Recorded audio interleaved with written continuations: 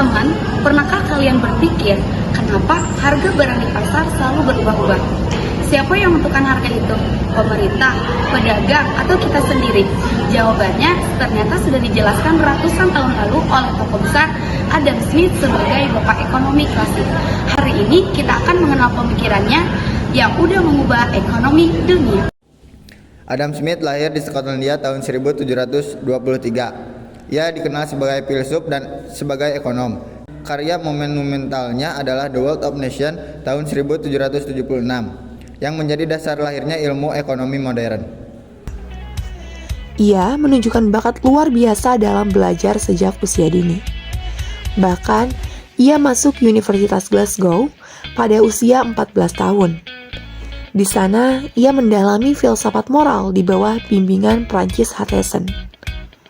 Setelah melanjutkan ke Universitas Oxford, Smith kembali ke Glasgow sebagai profesor dan menulis buku pertamanya yaitu The Theory of Moral Sentiments pada tahun 1759.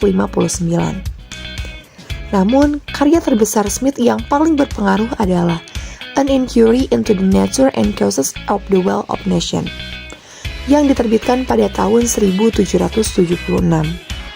Buku ini menjadi dasar dari ilmu ekonomi modern. Dalam bukunya, Adam Smith menjelaskan bagaimana masyarakat bisa menjadi makmur tanpa campur tangan dari pemerintah yang berlebihan.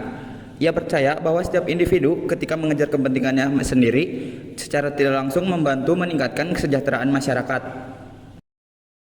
Ada beberapa pemikiran dari Adam Smith yang menjadi dasar pemikiran madhab klasik.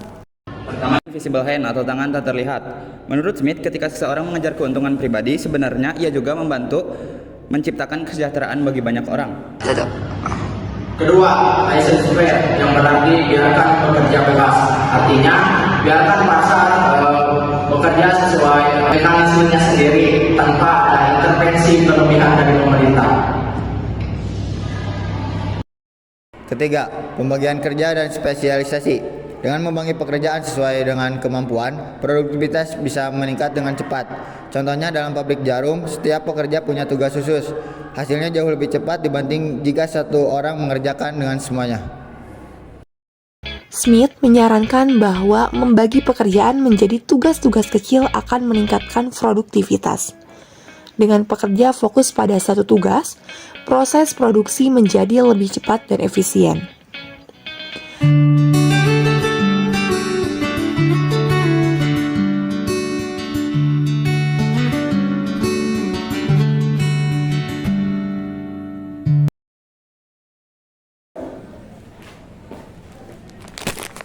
Harga roti lagi naik nih, siapa sih yang nentuin?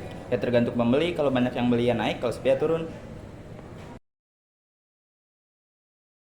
Tepat sekali, itu yang namanya adalah hukum pasar bebas, di mana ada permintaan dan penawaran.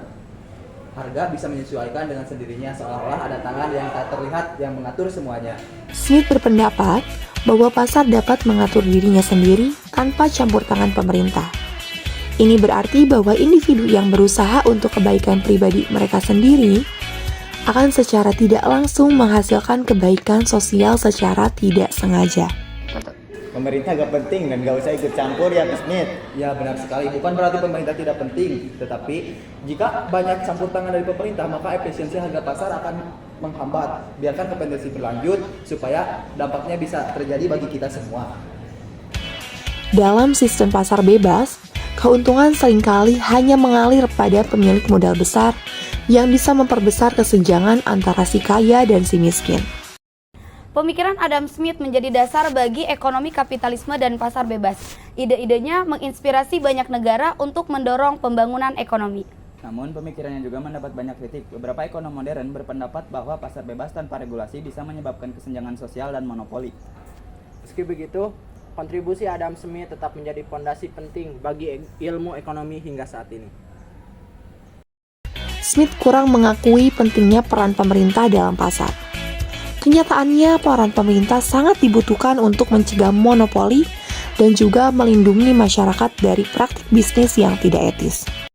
Dari Adam Smith, kita belajar bahwa kebebasan ekonomi bisa membawa kemakmuran, asalkan dijalankan dengan kejujuran dan etika. Jadi, saat kamu melihat harga pasar saat ini, ingatlah ada tangan tak terlihat di baliknya. Warisan Bapak Adam Smith sebagai Bapak Ekonomi Klasik. Semoga informasi yang disampaikan dapat memperdalam pemahaman mengenai pemikiran Adam Smith dan pengaruhnya dalam ekonomi klasik. Terima kasih telah menyimak video ini dan sampai jumpa.